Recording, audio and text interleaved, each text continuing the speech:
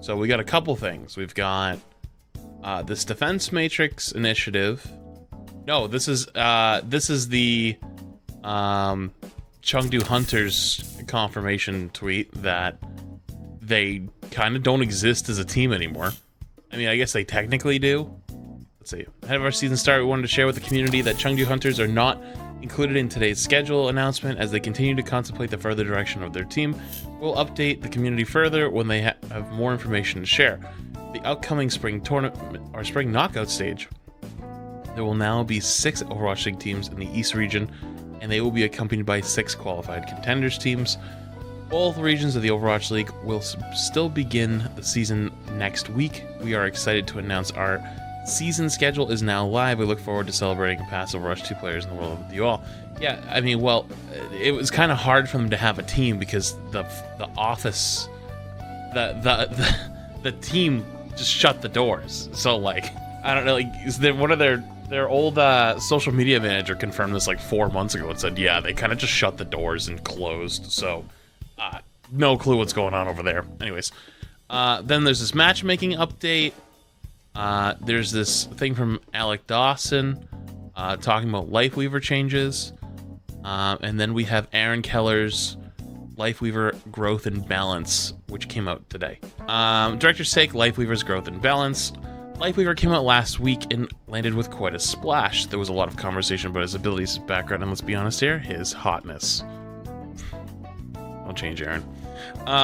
Let's go into detail about where we think he's at and what we're going to do with him going forward and his effect on our philosophy of heroes and how we release them. Currently, Lifeweaver is performing in multiple variations in quick play while players are learning the new hero. We saw Lifeweaver's win rates climb faster than other heroes when they launch, perhaps due to the surprising piece of data that his win rate is much higher for low skill players than it is for high skill players. That's actually not that surprising. If you're a high level player, you're probably going to be wanting to get like the maximum value out of his kit, but the numbers are just too low, like the healing numbers and the needler numbers. But like the ability to yoink somebody out of the fights is probably like extremely valuable for this for metal ranks. Lifeweaver is a complex hero, and he has been an amazing kit with abilities that have high impact in the match. Oh, also, like Genji is like really like a pub stomper in like your silver gold ranks. So if a Genji gets on you on support, you can just put a pedal down and just go up to the sky. It's like, now what? However, these factors can make it hard to balance the hero at launch. Could there be aspects of his kit, like the slow while charging heal, that punish high skill players? Could the auto aim on his heal have a much benefit for low skill players? Okay, those are actually both really good, interesting takes. We've heard from players that his control scheme feels weird. Yeah, that was one of the first things I said. I said that console was going to struggle with him. With weapon swapping between the damage and healing on the pedal platform and alternate fire cited the most. Yeah, it's just too many buttons. We'll be changing these with a link. But this was Aaron's tweet. Go along with it. Lifeweaver controls updates next week. Alt fire will now be Thorn Volley, so instead of the flower, it's going to be fire. Platform dashing on ability 1. Sorry, platform replacing dash on ability 1. So instead of it being on your alternate fire, it's going to be shift. And then platform's also cancelable with the same button, which is good.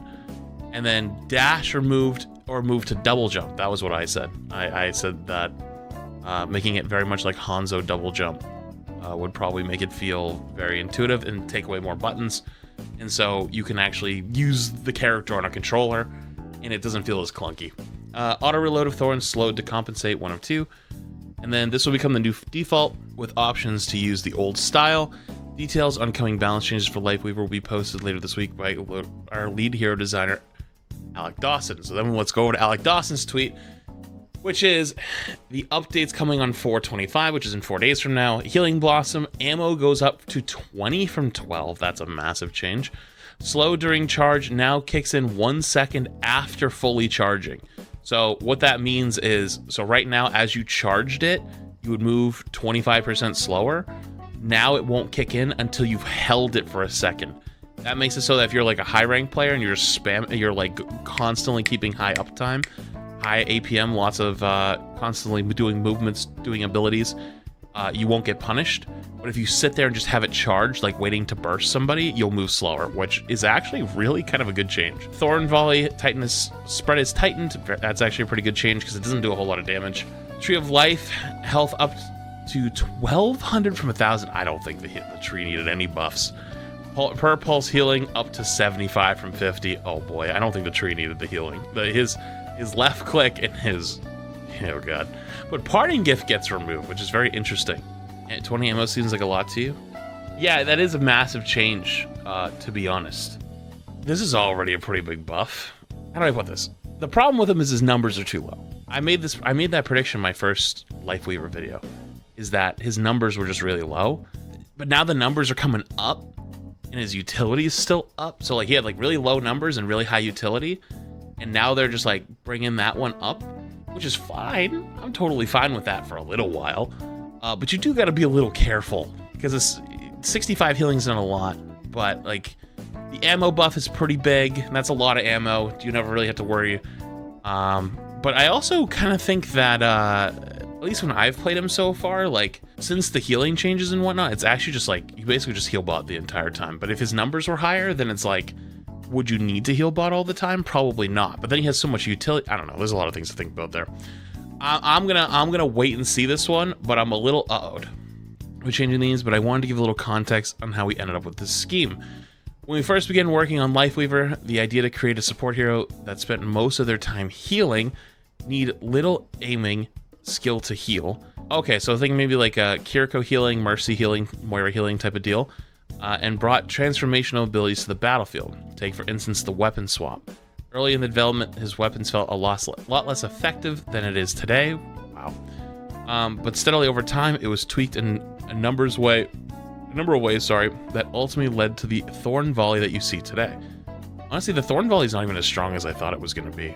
I thought it was going to be better to use than to heal because you got better ult charge, but it doesn't. That ended up not being. It ended up being no difference between the two. So you might as well just heal at that point because then you're helping your teammates. You're not going to secure any kills. We learned to play Lifeweaver in a certain state, and as his kit evolved, we weren't responsive in evolving his control scheme as well. There, at least they're honest about it. So what are you going to do with him? In next week's patch, we'll be making some changes to control his scheme. Going forward, the new default control scheme will be Thorn Volley removed to... Okay, we just went over this.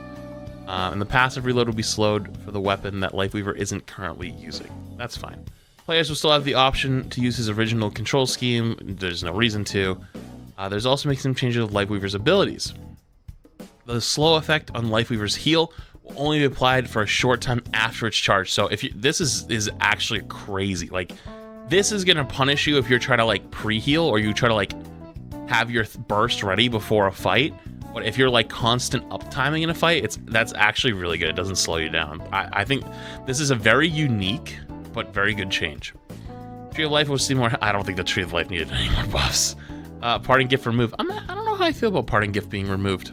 I feel like Parting Gift was kind of like a big buff to like Genji Tracer, Sombra, and Ball in a lot of ways because it promoted dive and like once you kill them you got healed. But I don't know. I'm sad to see it go a little bit. Lifeweaver has given us a lot to think about for hero development, specifically the complexity of heroes, the amount of new and unique abilities, and the balance of heroes at launch. Yeah, that was my big thing about them, was like, it has a lot. So, Lifeweaver has a few abilities that don't have a precedent in Overwatch, when they are combined with the extra effort around the weapon swap and get a little overwhelming. We think that streamlining the kit by reworking the weapon swap and removing Parting Gift, along with a more fluid control scheme, will make Lifeweaver a little easier to pick up and understand and elevate him to a much better position. Okay, agreed. The number of unique high impact abilities on Lifeweaver can be seen as a bit of a departure from Overwatch hero design. Oh, interesting. In the past, we may have had spread abilities among more than one hero. This is how Genji and Hanzo were created. However, there's so much to dive into with this hero, and the learning process of how to play him is as much as fun in and of itself. There's such a big range of possibilities of what he can potentially do in a match. There are two sides to this coin, and there has been a lot of player excitement around his kit. While we don't want every Overwatch hero this complex, we think there's room to make more heroes like Lifeweaver in the future. Interesting. Okay, so like, Is that where they're drawing the line as like, okay, this is as complicated as we're probably going to make a character? Regarding new hero balance, we're not exactly shifting our philosophy, but we think that both Lifeweaver and Ramattra landed a little softer than we would have liked. Okay, that's fair. We recognize that a hero's win rate will climb after they launch, but we also want to see these heroes have to feel exciting for the players on day one. Our goal is for new heroes to feel balanced at launch, not overpowered, but definitely not underpowered either. When we don't hit the mark, we'll make adjustments based off your feedback and see what data there is to see. Yeah, they did that with Ramattra. You got to give them credit for that. Season 2, they adjusted like very quickly.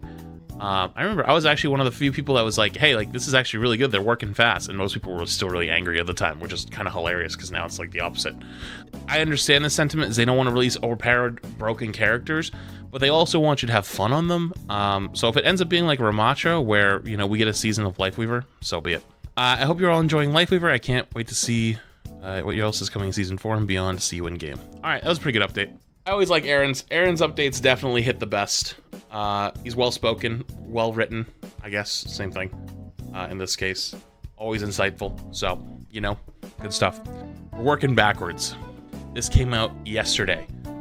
Matchmaking update, yes, Season 3 retrospective and future plans. Okay, spoiler alert, I actually saw part of this because every YouTuber out there made a thing basically like, Blizzard bans cheaters, and like I know that's in here somewhere, or it's actually wait, no, that's on this one. Never mind, that's on the other one. I don't know what's in this one. Matchmaking update, Season 3 retrospective and future plans. Looking back, we saw many changes go into Season 3 to minimize role delta in its matches. We wanted to take a look at the results we saw following the change. Let's jump into details with senior software engineer Morgan Madron and lead meta designer Scott Mercer. Alrighty. Season 3 Role Delta results. Role Delta is something we've talked about previously on matchmaking blogs. Basically, they changed the way matchmaking works so that instead of your team average, they average the players on each side. So like both the tanks are about the same, both the DPS are about the same, or there will be at least one matching DPS on each side. There'll be one matching, support on each side for both of them. So like a GM and a GM and a Masters type of deal. These changes significantly changed how our matchmaker works overall, and it took the team some time to smooth out the rough edges, which is true. It was pretty rough. I'm not gonna lie. Matchmaking is, and depending on who you ask, it's still not fixed. But some of the changes that people talk about now, I'm not sure if they ever will get fixed, because you have a lot of people that are like look back at Overwatch 1 ranks and they're like, oh, dude, these guys were plat for 10 seasons, and now they're magically GM, and it's like, well. There's a lot of reasons behind that. There could be rank inflation. It could be they got better at the game. It could be they put more hours in. It could be Overwatch 2 is a different game now. But realistically, that shit's not going to go away. So that's going to be kind of annoying. But it's also a little gatekeepy, so it's a little bit on both sides. But in the weeks following this update, we saw the difference in skill shrink between players across teams. We learned a lot about the more complex dynamics of our matchmakers after this change. Interesting. Season 3 was the first time our matchmaker started to pay close attention to the internal structure of matches and groups. What does that mean? It's really exciting for us because now we've seen these new matchmaking tech perform in the real world. We have a bunch of new ideas for future improvements. Okay, so let's take a look at this graph. Okay, so for those who don't understand what this says, 99th percentile is GM. Depending on who you ask, it's actually less than 1%, but 99th percentile works. 95th percentile should be Masters at least, maybe High Diamond. It should be at least Masters, though. Masters used to be the top 3%, I believe. GM was the top 1%, and Diamond was top 10. So it's like in between Diamond and Masters. 75th percentile, I would assume is your like Plat and Gold, mostly Diamond and Plat, mostly Diamond and Plat, maybe a little bit into Gold, and then this is probably Gold and below, because historically the biggest ranked in Overwatch was Gold. And then Plat was number 2 with over like 60% of the player base, but that changed with Overwatch 2, so that might be not totally accurate. But total turbo nerd aside, why did I tell you all that? So what this means is on this side of the graph is the difference in divisions between players. So this graph is for about the tank roll, and so at the start of season 3, you could get a game with players that were within or beyond 7.2 divisions. So a division is GM 1, 2, 3, 4, 5. At 7, that means you're crossing an entire rank into, Masters 2, right? So if you were GM 1, you could get Masters 2 players on your team.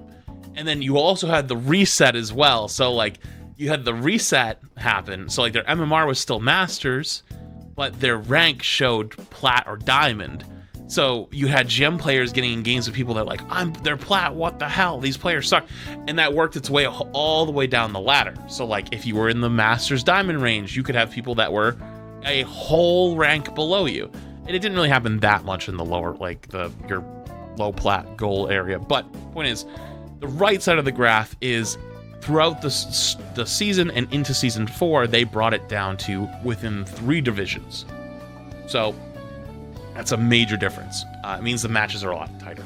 This represents the difference in MMR between the two tanks expressed in a ranked division. The delta between the two tanks in competitive got closer between Season 2 and Season 4. The adjustment not only affected roll delta, but it caused a chain reaction in other areas of matchmaking as well. There are a lot of surprises for us in this new system we built for Season 3, Morgan says. For example, the changes sped up queue times for competitive mode without sacrificing match quality. I noticed that. I noticed I wasn't in the 20-minute tank queues anymore. I was more in like the 4 to 5 minute tank queues, and the games felt a little bit better.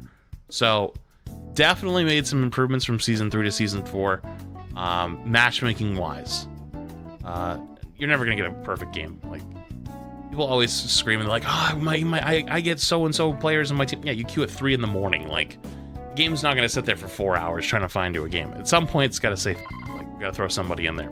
But overall, though, it definitely got better.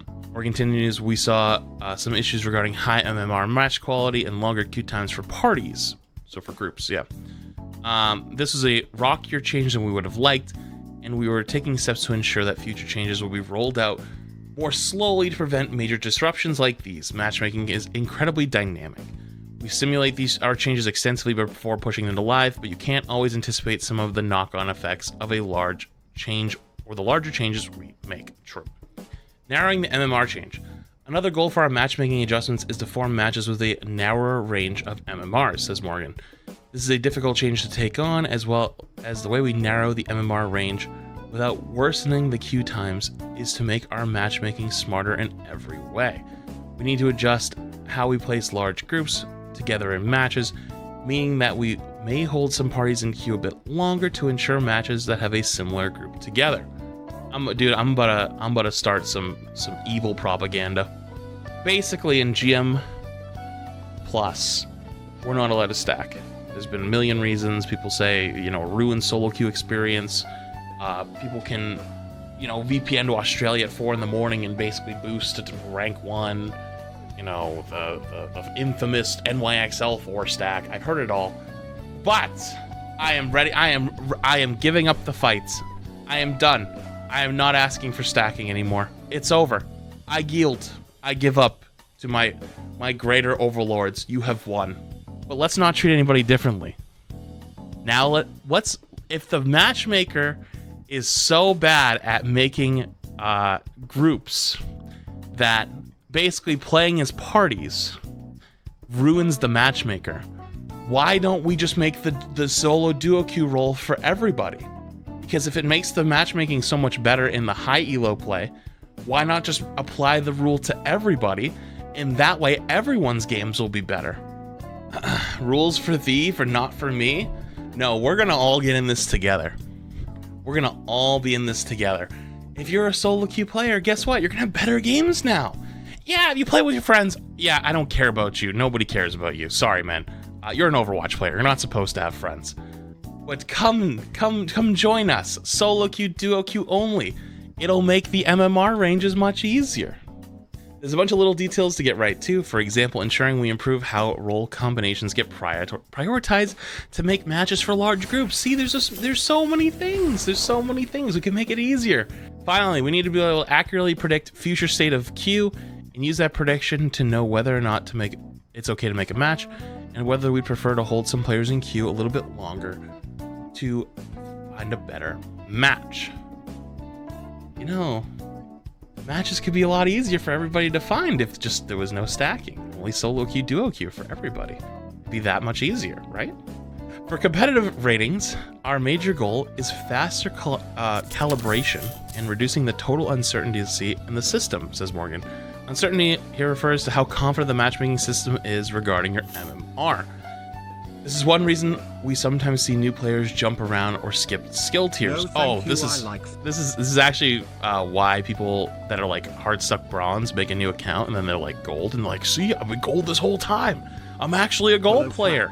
I'm actually gold. Like, the system sucks. It doesn't know what it's talking about. But if you play enough games, you'll go back to bronze.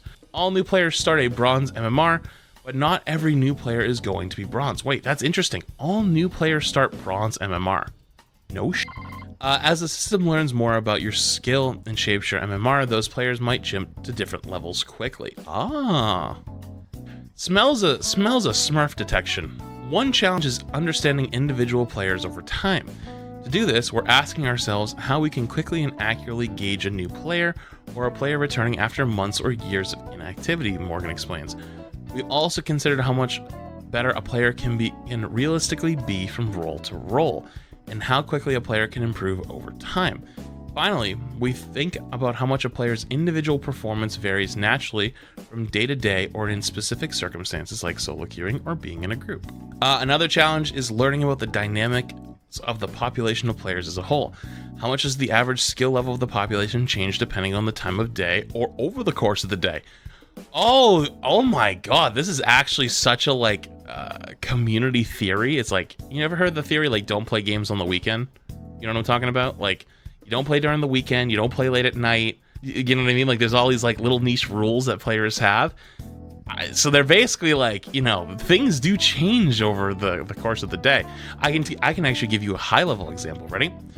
In GM, morning games are actually somewhat kind of good, but early to mid afternoon kind of sucks because all the owl players go to scrims. So they're warming up in the morning, and then it goes to for the whole afternoon, and then in the second half of the day, like your 7, 8, 9 o'clock, scrims are over, and that's when games pick back up again. It's crazy. How do we handle large jumps in aggregate uncertainty when a bunch of inactive players return for a new season? These are some of the types of problems we're trying to understand. To this end, we're making significant changes to MMR decay in Season 4 mid-cycle patch, and we're continuing to look at other ways we can improve ratings in future patches. Continued research and community collaboration. Our data has also revealed an additional area of improvement, specifically stomps that occur in matches that should be balanced. Overwatch 2 does feel a little bit more stompy. One of the team's goals is to discern why lopsided matches occur and when the matchmaking system can do to mitigate them. These types of games should indicate areas where the player gets miscalibrated, and our ratings need to be smarter, says Morgan. What makes looking at stomps so tricky is they can also happen with two well-balanced teams.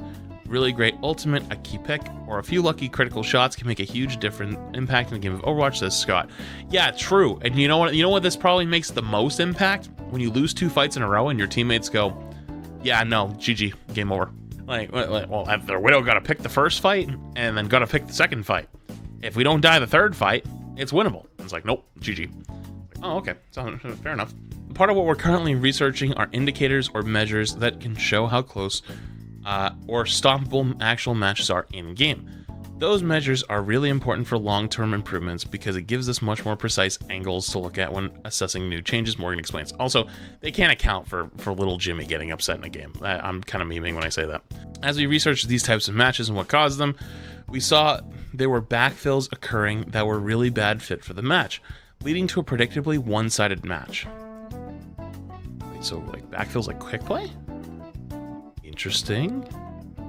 Season 4 introduced changes that prioritize quality backfills over quick backfills. We've already seen improvements in backfill matches just by holding the match a little longer for a player who fits better with the lobby's MMR. These changes are supposed to be by the data and statistics we collect internally, but we're driven by our players. We hear your concerns regarding matchmaking, and we're here to keep shedding light on our development process. Thank you as always for sharing your feedback with us. You know what? I like these a lot. I like when they give us like really big turbo nerd like this, and then they also kind of break it down a little bit easier down here. I look forward to these. These are very, very, very, very, very good change. Not saying the matchmaker can obviously improve a little bit more. But like, it's way better than what it was season 2, season 3. I'm glad that they keep talking, you know, at least we hear like what their thought process is, whether you agree or not, because I definitely disagree sometimes. I just like, nah, that ain't it, chief. But at least if we know the way they're thinking, that way we can get a better perspective of what they're going for. And then when you have feedback, you can give a better perspective because you know their perspective. You know what I mean? Defense matrix, driving positivity in Overwatch. So, before I even say anything, I really am interested in this because let me tell you, the AI they put into this game to, you know, figure out what, like, if you say f***ed up in games, that is a sniper. Anytime I've had anyone say some f***ed up in voice, I get the message like within the week. All my, like, you know, people throwing or trolling type of reports, nothing ever happens to them. But that AI, that thing doesn't miss. Actually, it might miss. It might hit targets that it's not supposed to. But let me tell you, I've had a very high success rate with this thing. And I don't report very often, only when it's like deserved or necessary. Anyways, we're back with another update to Defense Matrix, our ongoing initiative to bring fair and friendly experience to Overwatch 2. This season, we'd like to share our current initiatives, our future goals, and how we can help use your help to combat cheating and disruptive behavior in the game. Since our last update, we've been taking time to better define our goals to deliver on our promise to provide the most fun and fair experience in Overwatch 2 as possible. Part of this goal is to establish guiding principles that is help us make those decisions. And we also want to encourage you to adopt those principles when you play Overwatch 2. Fair is fun. Our first guiding principle is fair is fun. Comes to our belief that cheating is never okay in Overwatch 2. Playing with cheaters is frustrating, robbing everyone of a fun and fair match. True. I've seen some really terrible cheaters recently though. Like skill-wise. It's actually kind of funny. Our team will never stop working to identify and protect against cheats, and we'd like to share how you can help. Reporting is one of the most effective ways you can help us to find players who cheat. When you submit a report, you're shining a spotlight on an issue that could otherwise go undetected. We're constantly working to find and block new hacks and cheats in Overwatch 2, and reporting helps us faster track down and action players who cheat. So basically what the system is, and this has been a thing for a long time, and people sometimes get upset over this, is it is not your job to figure out if somebody is cheating or not. You can watch the VOD. I do it all the time. I'll watch the VOD to see if somebody's actually cheating, if they're worth the report or not. But if you even have a thought, if you're like, yeah, I'm not sure, like I think this person's cheating, but I'm not the best at spotting it, you should report them. Yes, there has been ways people have discovered problems with the report system. However, though, that is not your job. Your job is, if you feel like someone's cheating in your game, you report them. And then Blizzard will figure it out. Basically, what it's saying is, if you think someone's cheating, it's probably better to report them and let them figure it out than to just let it go and run rampant. Stopping the hacks. It's our responsibility to address players that use unauthorized hacks or hardware that provide an unfair advantage. It is their responsibility. Basically reiterating what I was just saying. Since the launch of Overwatch 2, we penalized over 100,000 accounts worldwide that were found to be using a variety of cheats, including aimbots and wall hacks. In most cases, these accounts have been permanently banned. That's a lot. That was like the whole population of Overwatch 1 at the end. These efforts to stop hacks also include regularly issued ban waves against cheaters, often banning up to 5,000 accounts every week. We also recently issued a significant ban wave targeting popular and widely used hacks. We've also taken steps to directly confront unauthorized hacks and prevent them from ever being used in Overwatch 2.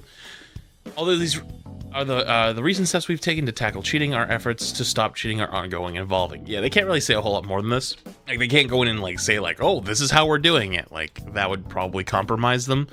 But 100,000 is a lot. That's a lot. You know, I almost think at that point, if there really is that many cheater games, I wonder if there would ever end up being a like for SR, sorry, an STD forgiveness system. Basically, if you lose a game that you shouldn't have lost and they find out later that somebody was cheating, like, will they forgive you and like restore back whatever rank you lost because of that cheating game? Skill tier division, chat. Stay focused. Stay focused. Skill tier division. I think Rainbow Six did that at one point. Rainbow does. I vaguely remember them implementing that like at the end of my time playing Rainbow. You know, it always sucks losing in a case like that, and I wonder if it would be a positive experience for most players to get that back. Because realistically, right, like you can have the argument though, it's like, well, what if they lose the game? Like, I'm sorry, what if they win with a cheater? Well, then they won the game and that's it, right? And it's like, well, then that's not fair. It's like, well, it kind of is though, because like the way the MMR works, like the matchmaking rating, which is now aligned with your rating, so I guess it's kind of the same now. But like, even if you climb a little bit higher, if you don't actually deserve to be there, you'll fall back down. You know, in the end, it always kind of, yeah, you can min-max it a little bit and probably get like, you know, a slightly higher peak in the next season than you've gotten on this one. Like, you know, that's a little bit different, but I don't know. There's a lot to kind of unpack there, but 100,000 is a lot of people. That's a lot of accounts. And I wonder if they do hardware bans. I hope they do hardware bans for those. Playing in a group is one of the best ways to play Overwatch, and we want to make sure players do so fairly, but stop those who would take advantage of grouping up with those who cheat. We shared that we would start issuing account actions to players we found to be cheating by grouping up or queuing for games with players who are using hacks or other cheat techniques. Basically, the, you know, mercy pocketed cheater. You know, like where they just play Cassidy and walk around the map just one-tapping everybody. The Mercy now should also get in trouble. Since we implemented this policy, there have been substantial account actions every week. We hope this encourages players to play fair and not take advantage of cheating. Even if they aren't using hacks directly, we'll continue to expand this initiative and issue more actions as warranted. Whoa, that's awesome. I love that, actually. Like, I don't think it should be like a first-time ban, because like what happens if you just, you know, you meet somebody online and you end up dueling with them and they end up being a cheater? It's like, whoa, you know, like I had no idea. Like you shouldn't get like permit for that, but like you should definitely get a big warning of like, hey, you just recently played with someone who's cheating. If you do this again, like you're gonna get one tap, you know? Encouraging skill development. It feels great to win games and develop your skills on new heroes, and soon we'll be introducing new ways for you to perfect your skills with your favorite heroes and reward your progress. In the short term, we're doing this by trying out new competitive modes each season. Mystery Heroes Competitive Season 3, that was fire. As we look to the future, we're looking for new ways to teach players and develop skills with their favorite heroes. By providing you with ways to develop your skill, we can hope to empower each of you to rely on your own abilities and feel good about your progress as you climb the ladder in competitive play. Making Overwatch 2 inclusive. While combating cheaters is an important piece of the defense matrix, a key pillar of this initiative includes our efforts to discourage disruptive behavior in Overwatch 2. To this end, we've made our second commitment and guiding principle: foster Overwatch 2 to be a safe and inclusive social experience. This includes implementing systems that detect, discourage, and prevent disruptive behavior, while also encouraging players to be friendly and positive to their teammates and opponents in every match. Okay, I'll probably read this one first, and then I want to talk about it. Voice chat update. Shortly after launch, we began using machine learning algorithms to transcribe and identify disruptive voice chat in-game. This thing's a sniper. These efforts continue to be successful, not only identifying disruptive chat, but in encouraging players who are action to change their behavior for the better.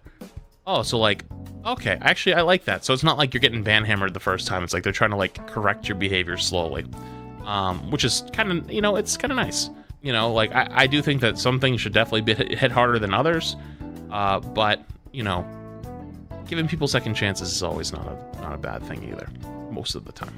In many cases, players don't realize how they communicate to their teammates can be disruptive and immediately correct their behavior after receiving a warning. Yeah, so like people that are like low-key passive-aggressive. Overall, we're very happy with the results of this new tech, and we'll be deploying to more regions and languages in the months ahead. Okay, wait. For abusive chat, there's a notification window that tells you you've been reported for abusive chat. Then if you continue to do that, you'll get muted for 14 days. Interesting. There's a part of this that isn't explained, so I'm going to tell you a little secret. it's an open secret because I've read it before, but basically the way this thing works is it's constantly trying to transcribe what's happening, like think of it like clipping. You know how like on Twitch when you hit the clip button, like it just clips the last like 30 seconds and then you can like modify it and you go back like a minute and a half, or you can make it 15 seconds, whatever. Basically the way this works is it appears to be like a clipping service kind of thing, where the closer you are to the incident where you report, the better the bot is at picking it up. So it doesn't have to go through a bunch of stuff. It actually only has to go through a small amount. That way, like if somebody says some stuff in your game and you just immediately, hit tab, go to the thing and just hit report for abusive chat or whatever, like it will have a much better window or a much better way of reporting it. So you should report as close to the disruptive behavior as possible for the best results. That's what I read. That's what I've heard. The system's effective. I've seen it work. I've seen it work before. It is that AI don't mess around. Preventing disruptive behavior. One of the best ways to deal with any problem is to prevent the problem from happening. So, while responding to correcting disruptive behavior is important, we also want to work on preventing players from finding new ways to be disruptive. With Lifeweaver entering competitive play next week, we'd like to remind you that using abilities to intentionally disrupt your teammates is never okay. We've already taken key steps to prevent Lifeweaver's life grip from effectively pulling allies into pitfalls. I'd have to test this, because I'm pretty sure when I did my testing, it was after the changes to make it harder, but they might have done another one since then. And we'll be keeping a close eye to make sure that any of his abilities are not used to grief allies. If you encounter anyone using heroes' abilities to deliberately disrupt your game, you should report them as soon as possible. Yeah, just watch my stream next Tuesday. We'll figure it out. However, Lifeweaver is the latest hero to join the Overwatch 2 roster, and many players are still learning his kit, especially in a competitive environment. Making a mistake isn't the same as intentionally sabotaging a teammate, true, and we hope that everyone can be patient and kind while Lifeweaver continues to grow among our community. I actually think this is going to be the one that literally like throws games, more or less, because you're gonna pull someone out of a fight that didn't want to get pulled, and they're gonna go bananas and they're gonna tilt and they're gonna throw the game and because they're all upset. And it's like, yeah, but the argument at that point is like, well, they would just throw it anyways. But it's like, yeah, but like, I don't know how to describe this to you, but like, in my brain, in my mind, it is way, way, way different to not have somebody do something that you've asked them to do and to change the action that you're currently doing. Does that make sense? So like, if you're that person who's passive aggressive and she's like, Mercy, pocket me, what are you doing? Right? Like, if you don't pocket them, they get annoyed that you're not pocketing them. But if you pull them out of the fight, you know what I mean? Like, you pull them away from whatever they were doing, that is like 10 times more tilting to them. So it's like, I actually unironically think this is probably going to cause more problems than like actually pulling people off the map at this point, because they did put in a lot of changes for the whole griefing thing, but I think it's still doable. But anyways, we'll figure it out as we get there. It's definitely happened less than I thought it would. There's also future steps in the works to help prevent disruptive behavior. In our last update, we introduced a client-side streamer trying to be nice today. Makes the players difficult to use content creators' live stream to attempt to sabotage their games. This is a good first step, but we acknowledge there's more to be done. We're exploring ways to give players the option to hide their battle tags from other players in the same lobby. No, you had me for a sec. I'm not gonna lie. You had me right. You had me right here. Right here. I almost closed the article. I was thinking about it, but I was like, you know what? I'm gonna be nice today. I'm gonna finish it, and they've acknowledged that there's more to be done. I applaud you. Thank you, because this isn't just for me. This isn't just for streamers. People forget because they always think like streamers have some ulterior motive. Because I've noticed more and more recently. I actually made this prediction back in Overwatch 1, especially with free-to-play games, is like people can kind of disassociate every creator as like a human by calling them as content creators. Like, it's like they're not other gamers, they're not other players anymore. It's like they're in a different class, so like it's okay. Like they're not the same level of person as we are, so we can all say whatever. It's not just for streamers. Streamer mode actually protects other classes of people as well, particularly women. because people that have feminine names typically get a little bit more attention than someone with Booger Eater 4020, you know, or 420. You know what I mean? Like, if there's someone on their team and they've got a feminine name and they're playing Ana, especially in the metal ranks where there's just absolute lawlessness, it is way more common that you will have some DPS player that's going to go, yo, Katie, why are you playing Ana? Get the f*** on Mercy. And, like, they're gold 2 and think that they're supposed to be masters 2. And, like, you just don't want to deal with that.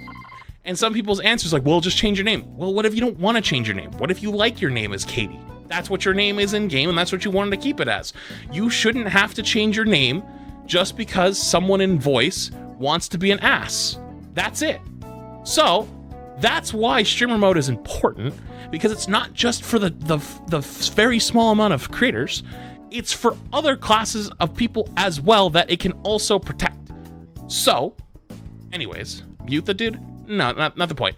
If you're somebody that's like, oh, just mute them, I promise you, you have not dealt with it on a daily, weekly, monthly, yearly basis. Because I can actually tell you as a creator, as a man, a white man, I have never in my whole life, I never had the problem of people telling me to smile more. Never happened. You know, like, someone walks by your cube while you're sitting there just doing work, and they're like, hey, you should smile more. You're more beautiful when you smile. Or you walk, you know, it's just like, if you're a waitress, like, especially for like a waitress, people do it to waitresses a lot. Like, the amount of times I've been sitting at a table and I hear some dude say that, I'm like, what the is wrong with you? I'll tell you, as a dude, I've never had that said to me my whole life. Until I became a streamer, then people come in all the time and they're like, you look sad, you look down, why don't you smile more? Which is why we have command smile in my chat. It's a whole meme at this point. Point is, though, if your response is, we'll just mute them, well, why don't you give ways to protect them, right? Because, like, what we just talked about was prevention. One of the best ways to solve a problem is to keep it from happening. That's the best way you make things work. You keep problems from happening, so then they don't become a problem, instead of fixing the problem. Why fix the problem if you can just keep it from never happening? So give them tools to protect yourself. And that extends to streamers as well. That's why it's called a streamer mode, because it was originally designed for streamers, but it has other effects. So, anyways, I've gone on long enough about streamer mode. Positive play for the win. Finally, we can't control how each of you communicates with each other. We can tell you that it matters when it comes to performing well in your games. Our data shows that players rarely win when they start to attack their teammates. Very true. Every master I've ever got in my games that just starts with people always causes us to lose, like, without fail. We can understand the frustration that when a teammate may not perform well or play a hero that isn't effectively contributing to the match.